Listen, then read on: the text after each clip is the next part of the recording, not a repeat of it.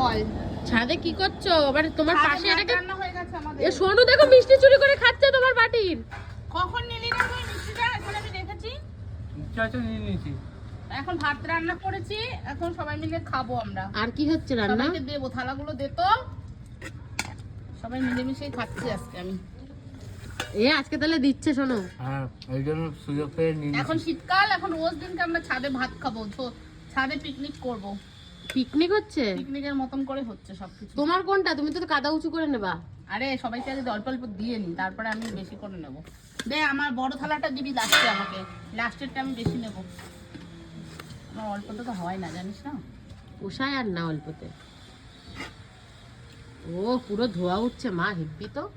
পুরো গরম গরম আগুন আগুন ভাত এটা, বুঝেছিস? যারা খাবে চলে আসো। কে কে খাবে চলে আসো। এই শীতের দুপুর, আবার এদিকে রোদ পড়ছে তার মধ্যেও, আমার তো দারুণ লাগে। এই যে চলে এসছে আমার থালা এবারে।